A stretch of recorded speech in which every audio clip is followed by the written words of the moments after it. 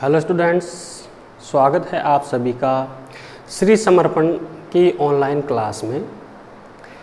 हम बात कर रहे हैं कक्षा 9 सामाजिक विज्ञान की।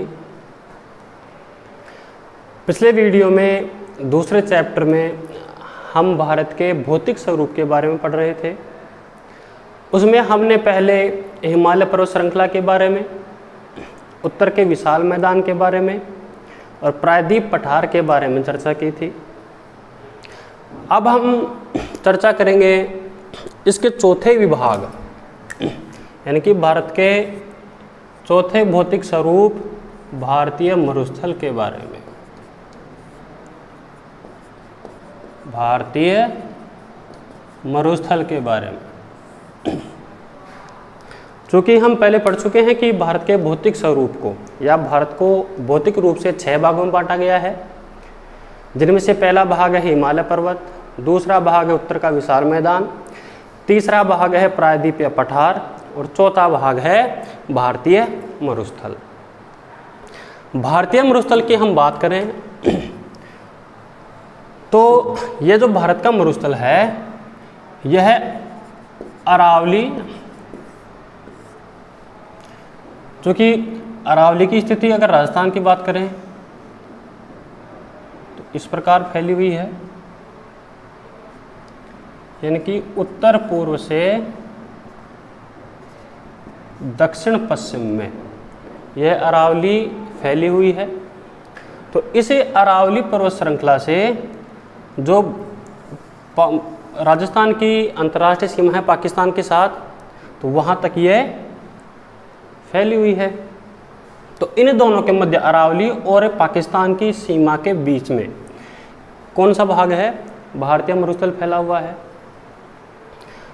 अब इसके क्षेत्र की बात करें तो भारतीय मरुस्थल लगभग 2 लाख वर्ग किलोमीटर क्षेत्र में फैला है। कितने क्षेत्र में फैला है? 2 लाख वर्ग किलोमीटर क्षेत्र में फैला हुआ है।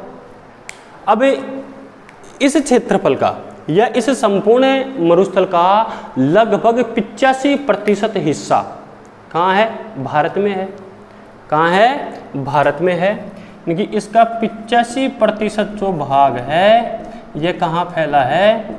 भारत में फैला है। और यहाँ भारत में इसको किस नाम से जाना जाता है? थार का मरुस्थल।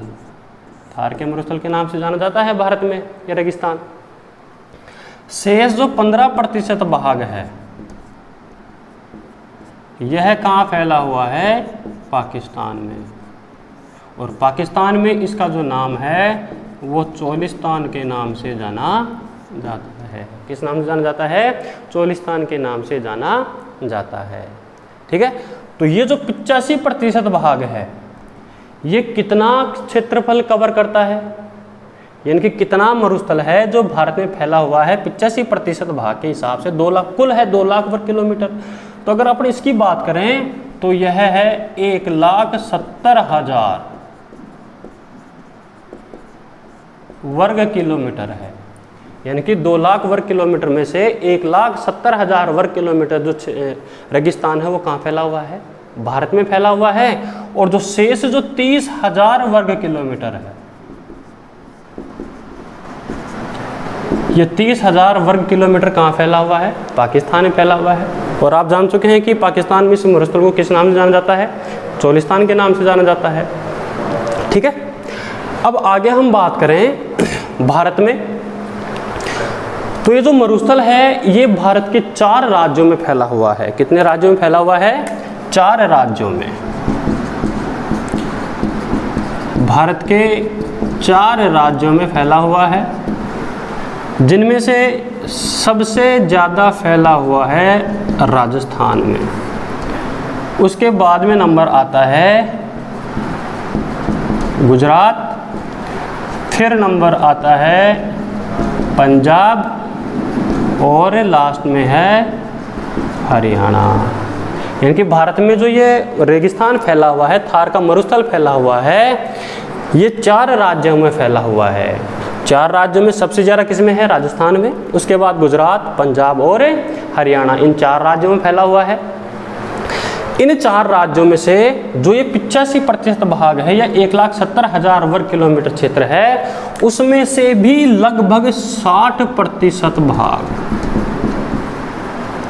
किसमें फैला हुआ है? राजस्थान में।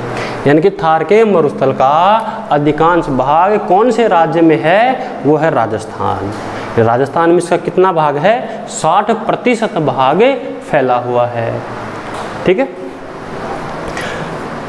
तो ये जो 60% भाग है राजस्थान में, तो ये राजस्थान में अरावली से लेकर, अरावली के पश्चिम में, भैया उत्तर, दक्षिण, पूर्व और पश्चिम, यानी कि अरावली के पश्चिम से लेकर अंतर्राष्ट्रीय सीमा तक फैला हुआ है।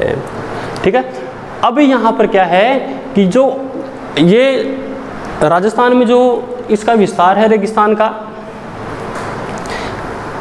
ये अरावली एक समवर्षा रेखा कार्य करती है। किसका कार्य करती है? समवर्षा रेखा। अब ये समवर्षा रेखा क्या होती है? समवर्षा रेखा होती है, जैसे मैं यहाँ बात करूँ समवर्षा रेखा की,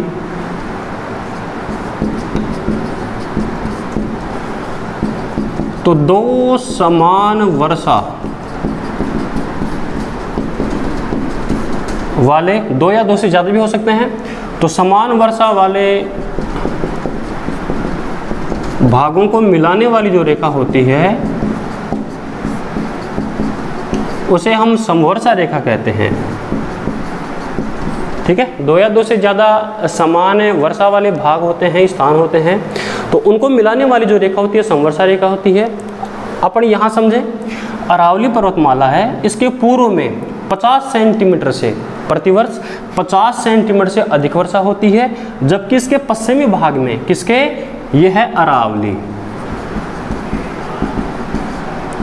अरावली के पश्चिमी भाग में 50 सेंटीमीटर से कम वर्षा होती है, और इसी कम वर्षा के कारण ये जो रेगिस्तान है ये निरंतर क्या है? फैलता जा रहा है। ठीक है, अब बात करें हमें इस मरुस्थल की। मरुस्थल कैसा क्षेत्र होता है? शुष्क क्षेत्र होता है, अर्धशुष्क क्षेत्र होता है, यानी कि वहाँ पर वर्षा की बहुत कमी होती है, और जो तापांतर है, ये तापांतर क्या होता है? वार्षिक तापांतर बहुत ही ज़्यादा होता है, यानी कि दिन में बहुत तेज़ गर्मी पड़ती है, और चूंकि रेत का एक गुण होता है कि रेत के कण मोटे होते हैं और वो जल्दी ठंडे होते हैं, जल्दी गर्म होते हैं, इस कारण वहाँ क्या होता है कि रात को इसका तापमान कम हो जाता है, और दिन में प्रकाश के या सौर ऊर्जा के कारण उसका तापमान बहुत ज़्यादा हो जाता है। ठीक है, तो ये जो 50 सेंटीमीटर समवर्षा रेखा है, ये क्या करती है? यानी कि इसको शेष भाग को अलग करती है। हम बात करें अब इस थार के मरुस्थल की,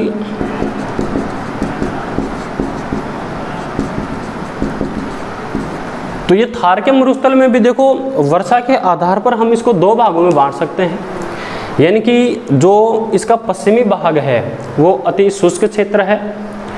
ठीक है, ये इसको शुष्क क्षेत्र कह सकते हैं, और जो इसका जो पूर्वी भाग है, इसका जो पूर्वी भाग है, ये पूर्वी भाग में क्या अपेक्षाकृत अधिक वर्षा होती है, जिसके कारण क्या है कि ये अर्धशुष्क क्षेत्र कहलाता है।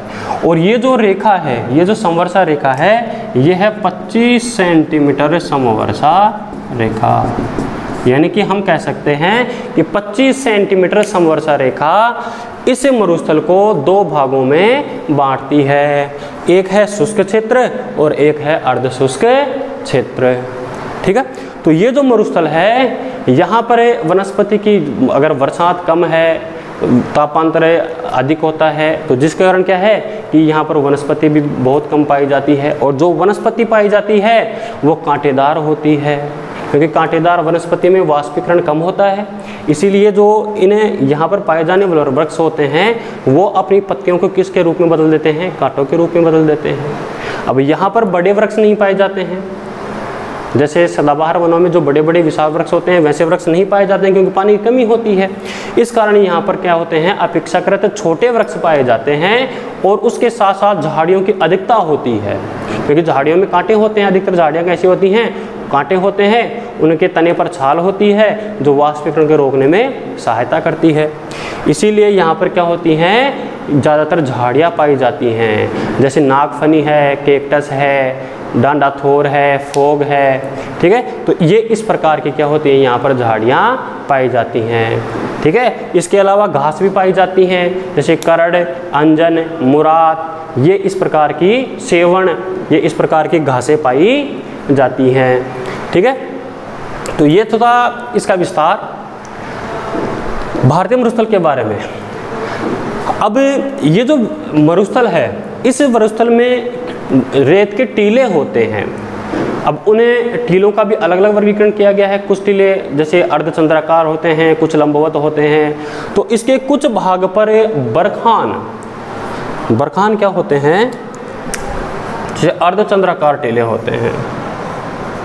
क्या होते हैं, अर्धचंद्राकार, यहाँ पर इनमें रेत होती है और ये कैसे दिखाई देते हैं, अर्धचंद्र की आकृति के दिखाई देते हैं, इसलिए इनको क्या कहते हैं, बरखान कहते हैं। यानी कि इसके कुछ भागों में बरखान पाए जाते हैं जो अर्धचंद्राकार टीले होते हैं, तथा इस अंतर्राष्ट्रीय सीमा के आसपास लंबवत टीले भी पाए जाते हैं, ठीक है। तो ये बात थी रेगिस्तान के बारे में। अब बात करें हम इसमें, जैसे पानी की समस्या है, तो पानी की समस्या के निराकरण के लिए सरकार ने भी अनेक प्रयास किए हैं। तो उन्हीं प्रयासों का नतीजा है कि राजस्थान में एक इंदिरा गांधी नहर है। इंदिरा गांधी नहर परियोजना आने से ये इंदिरा गांधी नहर इन समीपवर्ती या अंतर्राष्ट्रीय सीमावर्ती जिलों से लेकर बाड़मेर के गडरा रोड तक फैली हुई है। तो इस नहर ने यहाँ पर खाद्यान्नों में अत्यधिक उन्नति ला दी है, यानी कि इस रेगिस्तानी क्षेत्र की क्या कर दी है, काया पलट कर दी है, ठीक है। अब चूंकि यहाँ पर वर्षा बहुत कम होती है और वर्षा कम होती है तो वहाँ पर नदियाँ भी बहुत कम पाई जाती हैं, या फिर जो नदियाँ पाई जाती हैं वो क्या होती हैं, केवल ग्रीष्म ऋतु में ही कुछ दूरी तक बहती हैं और उसके बाद रेत के धोरों में, यानी कि रेत के धोरे क्या होते हैं, स्थानीय भाषा में रेत के टीलों को रेत के धोरे कहते हैं, तो उन्हें रेत के टीलों में विलीन हो जाती है। केवल जैसे लूणी नदी है जो अजमेर के नाग पहाड़ से निकलती है, लूणी नदी कहाँ से निकलती है, अजमेर के नाग पहाड़ से निकलती है।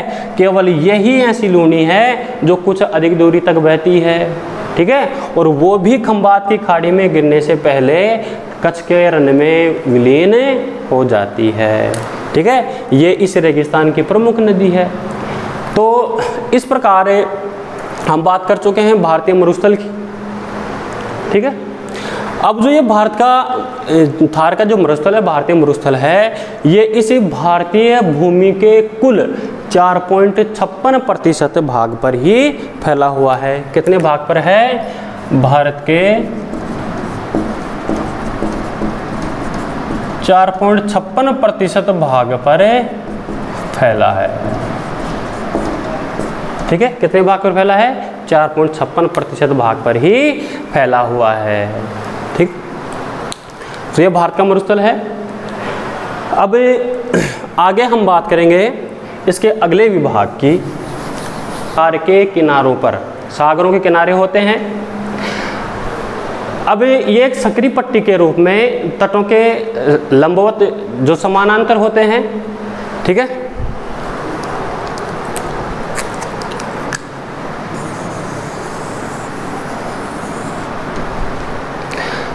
ये जो तटीय मैदान है, जैसे कि हम प्रायद्वीपीय पठार में पढ़ चुके हैं कि इसके पश्चिमी तट के समीप पश्चिमी घाट और पूर्वी तट के समीप पूर्वी घाट, ठीक है। तो इस पश्चिमी भाग में पश्चिमी घाट और पश्चिमी तट, समुद्र तट के मध्य में एक संकरीय पट्टी के रूप में क्या फैला हुआ है, इसका पश्चिमी तटीय मैदान फैला हुआ है। इसी प्रकार पूर्वी भाग में पूर्वी घाट और पूर्वी तट के मध्य में एक सकरी पट्टी के रूप में क्या फैला हुआ है, पूर्वी तटीय मैदान फैला हुआ है, ठीक है। तो ये मैदान क्या है, अपेक्षाकृत समतल है। अब ये मैदान समुद्री तटों के पास में होते हैं, इसलिए यहाँ पर वर्षा की मात्रा अधिक होती है, ठीक है। यहाँ की जलवायु नम और सम होती है। यहाँ पर जो व्यवसाय होता है ये मछली पालन का, नौकायन का, तो इस प्रकार के व्यवसाय होते हैं।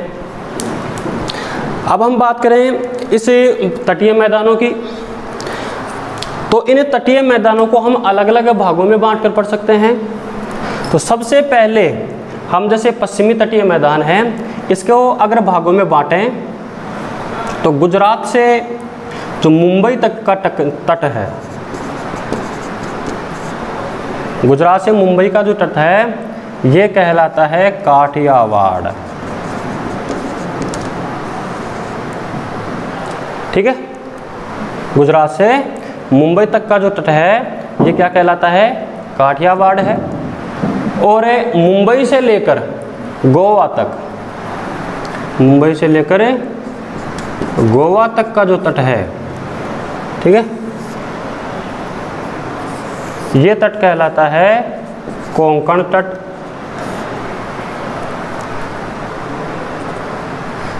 इसके दक्षिणी भाग में जो तट है ये कहलाता है कन्नड़ तट। और सबसे अंत में इसके सबसे दक्षिणी भाग में जो तट है वो है मालाबार तट। तो ये इसके 4 भाग हैं। पश्चिमी तट को हम 4 भागों में बांट सकते हैं। सबसे उत्तर में या गुजरात से मुंबई के मध्य जो फैला हुआ है काठियावाड़ तट है।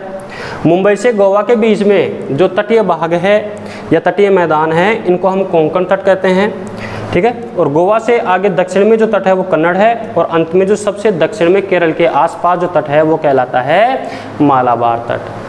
अगर हम इस तटीय मैदान की बात करें, पश्चिमी तटीय मैदान की बात करें, तो इस तटीय मैदान में केवल कुछ ही नदियां हैं जो कि क्या करती हैं, बहकर अरब सागर में गिरती हैं। जैसे हम बात करें नर्मदा, ठीक है, नर्मदा के बाद में ताप्ती, इसके बाद में है मांडवी, ठीक है, और सबसे लास्ट में है जावरी। तो ये नदियां हैं। अब इन नदियों की एक विशेषता होती है, जैसे नर्मदा और ताप्ती नदी है, इन नदियों की विशेषता है ये बहकर समुद्र में गिरने से पहले डेल्टा का निर्माण नहीं करती हैं। अगर ये डेल्टा का निर्माण नहीं करती हैं तो फिर क्या बनाती हैं, ये डेल्टा न बनाकर क्या बनाती हैं, ज्वार नदमुख बनाती हैं। क्या बनाती हैं, ज्वार नदमुख बनाती हैं, या जिसको हम एस्चुरी भी कह सकते हैं। क्या कह सकते हैं, एस्चुरी भी कह सकते हैं, क्योंकि डेल्टा कब बनता है, जब नदियां समुद्र गिरने से पहले क्या होती हैं, छोटी छोटी सरिताओं के रूप में, सैकड़ों धाराओं के रूप में बहने लगती हैं, और उसी रूप में जाकर कहाँ गिरती हैं, समुद्र में गिरती हैं। जबकि ये इन नदियों के साथ ऐसा नहीं है, ये नदियां क्या करती हैं, सीधी एक मुख्य धारा के रूप में जाकर नदी में उस समुद्र में गिर जाती हैं। इसीलिए क्या किसका निर्माण करती हैं, ये ज्वार नदमुख या ऐश्वरी का निर्माण करती हैं। अब हम बात करें इस पश्चिमी तटीय मैदान की, जो कि हमने क्या किया है, इसको अध्ययन की दृष्टि से पश्चिमी तटीय मैदान और पूर्वी तटीय मैदान 2 भागों में बांट लिया है। पश्चिमी तटीय मैदान के 4 भाग हैं और पूर्वी तटीय मैदानों का अध्ययन हम भी करेंगे। तो ये जो पश्चिमी तटीय मैदान है, अगर हम इनकी चौड़ाई की बात करें, ठीक है, इसकी औसत चौड़ाई की बात करें, तो इसकी औसत चौड़ाई, देखो ये तो पश्चिमी तटीय मैदान है, ये इस पूर्वी तटीय मैदान से औसत चौड़ाई में सकरा है, यानी कि ज़्यादा चौड़ा कौन सा है, पूर्वी तटीय मैदान है, जबकि कम चौड़ा कौन सा है, पश्चिम तटीय मैदान है। तो इसकी जो औसत चौड़ाई है वो 50 से 100 किलोमीटर के मध्य है। ठीक है, अगर हम बात करें पूर्वी तटीय मैदान की, तो इसकी जो औसत चौड़ाई है ये 100 से 300 किलोमीटर के मध्य में है। ठीक है, इसके औसत चौड़ाई की बात करें,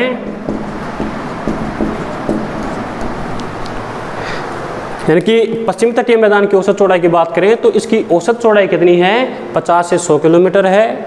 और अगर पूर्वी तटीय मैदान की बात करें तो इसकी चौड़ाई कितनी है, 100 से 300 किलोमीटर तक है। ठीक है, तो ये तो था पश्चिमी तटीय मैदान। अब हम बात करें पूर्वी तटीय मैदान की। देखो हमने प्रायद्वीपीय पठार में पढ़ा है कि जो इस प्रायद्वीपीय पठार का ढाल है ये किस ओर है, पश्चिम से पूर्व की ओर है। यानी कि यहाँ पश्चिमी घाट से निकलने वाली अधिकांश नदियाँ क्या करती हैं, पूर्व की ओर बहती हैं और कहाँ गिरती हैं, बंगाल की खाड़ी में गिरती हैं। इन्हें बहने वाली नदियों ने इस पूरी घाट को क्या किया है, जगह जगह से काट कर बिखेर दिया है। तो इसलिए यहाँ पर क्या है कि बहुत सी घाटियाँ भी हैं। अब इसकी चौड़ाई की बात है, इसकी चौड़ाई की बात ये भाई ये सकड़ा है और ये औसतन है, ये ज़्यादा चौड़ा है। अब जो पूर्वी तटीय मैदान है, इस पूर्वी तटीय मैदान को सबसे पहले हम क्या करें, भागों में बांट लें। तो इसके कितने भाग हैं, इसके 2 भाग हैं। इसका जो उत्तरी भाग है ये तो कहलाता है उत्तरी सरकार तट, ठीक है। और जो इसका जो दक्षिणी भाग है वो कहलाता है कोरोमंडल तट, ठीक है। यानी इसके 2 भाग हैं, उत्तरी भाग उत्तरी सरकार तट कहलाता है और दक्षिणी भाग कोरोमंडल तट कहलाता है, ठीक है। अब देखो ये जो तट है, इस तट पर अनेक खारे पानी की झीलें पाई जाती हैं, ठीक है। जैसे भारत की जो सबसे बड़ी खारे पानी की झील है वो चिल्का झील है। कौन सी है, चिल्का झील है, जो कि महानदी का डेल्टा के दक्षिणी भाग में स्थित है। कहाँ स्थित है, महानदी के डेल्टा के दक्षिणी भाग में स्थित है और ये खारे पानी की झील है। अब इसकी प्रमुख नदियों की बात करें तो जैसे महानदी है, गोदावरी, कृष्णा, कावेरी, पेरियार आदि, ये क्या है कि इस भाग में या पूर्वी तटीय मैदान की ओर बहने वाली प्रमुख नदियां हैं, ठीक है। तो ये थी इस तटीय मैदान की बात। अब तटीय मैदान के व्यवसाय की बात करें हमें, चूँकि ये तटों के समीप, समुद्री तटों के समीप हैं और पास में समुद्र होने के कारण यहाँ का जो प्रमुख व्यवसाय है, ये व्यवसाय क्या है, मछली पालन, नौकायन, ठीक है। तो इस प्रकार के ये प्रमुख व्यवसाय होते हैं। इसके साथ साथ यहाँ पर नारियल के वृक्ष बहुतायत से मिलते हैं, इनकी बहुत अधिक संख्या में मिलते हैं, तो यहाँ पर नारियल की खेती भी की जाती है। तो ये था हमारा तटीय मैदान। अब जो इसका अंतिम भाग है, अंतिम भाग है द्वीप समूह है। तो अब हम आगे चर्चा करेंगे इसके छठे भाग द्वीप समूह के बारे में, ठीक है। क्योंकि भारत के तीनों ओर समुद्र है, इसके पूर्वी भाग में बंगाली खाड़ी है, पश्चिमी भाग में अरब सागर है और दक्षिणी भाग में हिंद महासागर है, ठीक है। तो समीपवर्ती समुद्री क्षेत्र होने के कारण यहाँ पर द्वीपों का पाया जाना अवश्यंभावी है। भाई समुद्र के सतह पर क्या होते हैं, द्वीप होते हैं। अब ये द्वीप अलग अलग प्रकार के होते हैं। कुछ क्या होते हैं जो समुद्र के तल के ऊपर कुछ पर्वत निकले होते हैं, तो उन पर्वतों के ऊपर कुछ द्वीप बन जाते हैं, जबकि कुछ प्रवाल के द्वारा निर्मित द्वीप होते हैं, कुछ एटोल निर्मित द्वीप होते हैं। तो इसी प्रकार अगर हम बात करें द्वीप समूहों की, तो इन द्वीप समूहों को हम प्रमुख रूप से 2 भागों में बांट सकते हैं। तो इसका जो पहला भाग है वो है लक्षद्वीप। कौन सा भाग है, लक्षद्वीप है। देखो जो लक्षद्वीप हैं ये कहाँ पर स्थित हैं, अरब सागर में स्थित हैं। कहाँ स्थित हैं, अरब सागर में स्थित हैं। तो सबसे पहले देखो 1973 से पहले इनको लकादीव, मिनिकॉय और एमिनदीव किस नाम से, लकादीव,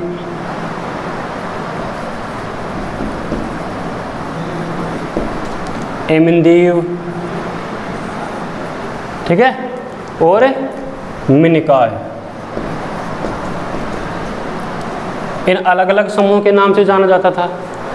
लेकिन उसके बाद में 1973 में इन सभी को मिलाकर क्या नाम दिया गया, लक्षद्वीप नाम दिया गया। क्या नाम दिया गया? लक्षद्वीप नाम दिया गया।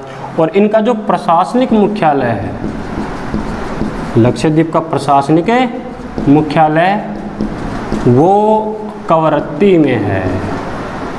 कहाँ है? कवरत्ती। ये जो लक्षद्वीप समूह है ये 32 वर्ग किलोमीटर कितने क्षेत्र में फैला है? 32 वर्ग किलोमीटर के क्षेत्र में फैला हुआ है। कितने क्षेत्र में? 32 वर्ग किलोमीटर के क्षेत्र में फैला हुआ है। तथा यहाँ लगभग जो द्वीपों की संख्या है, द्वीपों की संख्या यहाँ पर 35, यानी कि कुल छोटे मोटे द्वीप कितने हैं? 35 द्वीप हैं। कितने द्वीप हैं? 35 द्वीप हैं। अब हमें ये लक्षद्वीप है, लक्षद्वीप कहाँ स्थित है? अरब सागर में स्थित है। 1973 से पहले इनको अलग अलग नामों से जाना जाता था, जैसे लक्षद्वीप, मिनिकॉय, एमिनद्वीप के नाम से जाना जाता था। ये अलग अलग समूह में थे, लेकिन 1973 में इन सभी को मिलाकर एक ही नाम दे दिया गया और वो नाम क्या था? लक्षद्वीप नाम था, जिसका प्रशासनिक मुख्यालय कवरत्ती में है। और ये कितने वर्ग किलोमीटर क्षेत्र में फैला हुआ है? 32 वर्ग किलोमीटर क्षेत्र में फैला हुआ है। ठीक है। अब यहाँ पर ये जो लक्षद्वीप के अधिकांश द्वीप किससे निर्मित हैं? प्रवाल निर्मित हैं, एटोल निर्मित हैं, इस प्रकार से निर्मित हैं। अब हम बात करें इसके दूसरे भाग की, तो इसका जो दूसरा भाग है ये है अंडमान और निकोबार द्वीप समूह है। यानी द्वीप समूह का दूसरा भाग कौन सा है? अंडमान निकोबार द्वीप समूह है।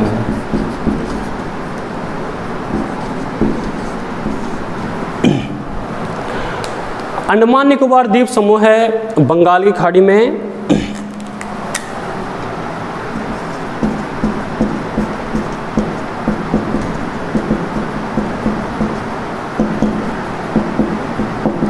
इस प्रकार उत्तर से दक्षिण तक एक समांतर पेटी के रूप में फैले हुए हैं। ठीक है। ये कहाँ स्थित हैं? बंगाली खाड़ी में फैले हुए हैं। अब जो इनका जो मुख्यालय है, फिर इसकी राजधानी है, चूंकि ये केंद्र शासित प्रदेश है, इसका जो प्रशासनिक मुख्यालय कह सकते हैं या राजधानी कह सकते हैं, वो कहाँ है? पोर्ट ब्लेयर में है।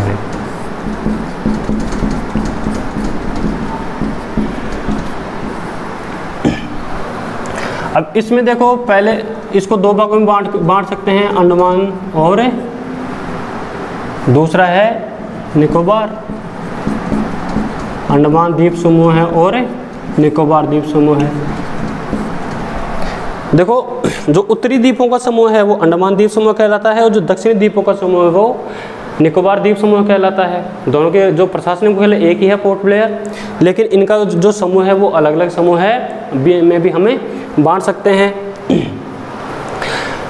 अब बात करें इनके विस्तार की, तो ये जो द्वीप समूह हैं ये 6 डिग्री से लेकर 14 डिग्री उत्तरी अक्षांश के मध्य फैले हुए हैं। 6 डिग्री से लेकर 14 डिग्री उत्तरी अक्षांश के मध्य फैले हुए हैं। तथा अब देखो, अंडमान में बात करें तो अंडमान द्वीप समूह में है 300, अंडमान द्वीप समूह कुल छोटे मोटे 325 द्वीप हैं। और निकोबार द्वीप समूह की बात करें तो उसमें कुल 247 द्वीप जो छोटे मोटे हैं ये शामिल हैं। इनके अंडमान में 325 द्वीप हैं, जबकि निकोबार द्वीप समूह में कुल 247 द्वीप समूह हैं। अब बात करें इनके क्षेत्रफल की, जो अंडमान जो समूह है ये बड़ा है निकोबार से, निकोबार द्वीप समूह छोटा है।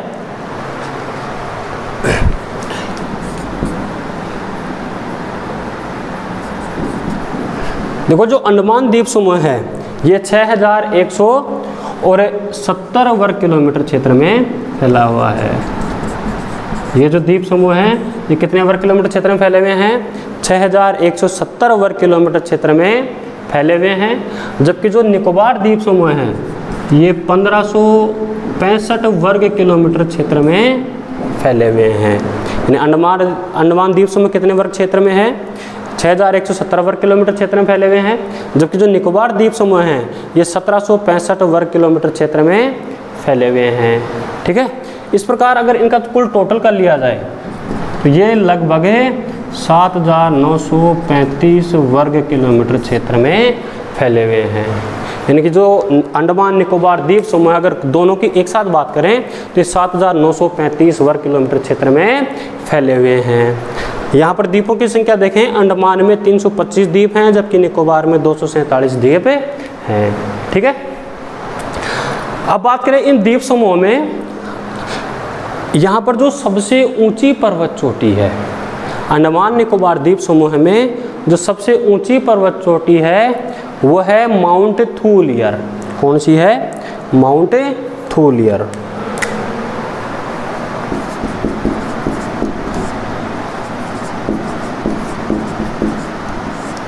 सबसे ऊंची चोटी कौन सी है?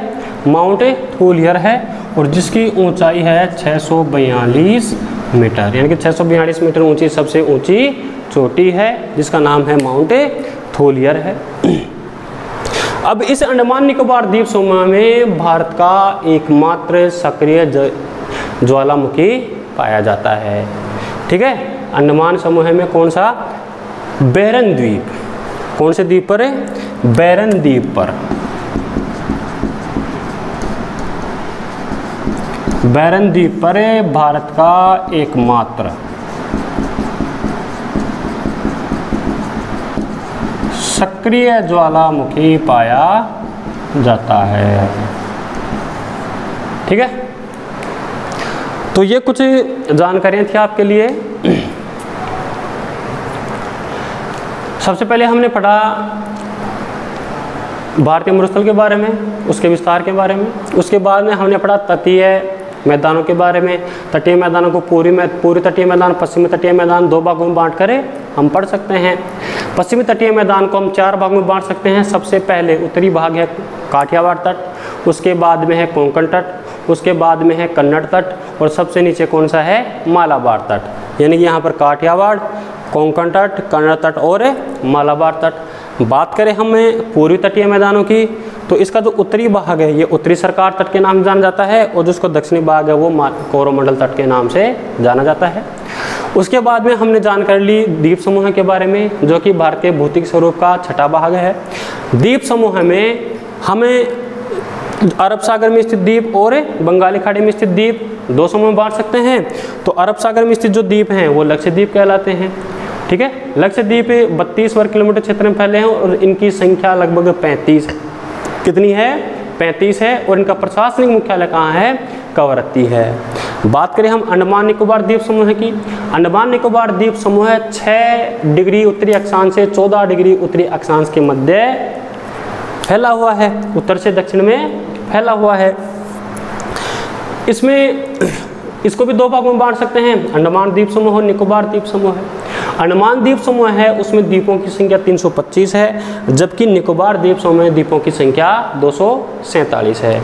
और ये जो सभी द्वीप समूह हैं, अंडमान निकोबार द्वीप समूह है, लगभग 8000 वर्ग किलोमीटर क्षेत्र में या 7935 वर्ग किलोमीटर क्षेत्र में फैले हुए हैं। कितने क्षेत्र में? 7935 वर्ग किलोमीटर क्षेत्र में फैले हुए हैं। और यहाँ पर भारत का एकमात्र सक्रिय जो सक्रिय ज्वालामुखी है बैरन द्वीप पर स्थित है। तो ये द्वीप समूह थे। इनके अलावा भी कुछ जो छोटे मोटे द्वीप हैं, जैसे दमन द्वीप है। ठीक है, तो दमन और द्वीप कहाँ है? गुजरात के तट के समीप है। तो इस प्रकार हमें इन 6 भागों के बारे में, जो कि भारत के भौतिक स्वरूप को दर्शाते हैं, उसका अध्ययन करने में सहायक होते हैं, इन सभी के बारे में हम पढ़ चुके हैं।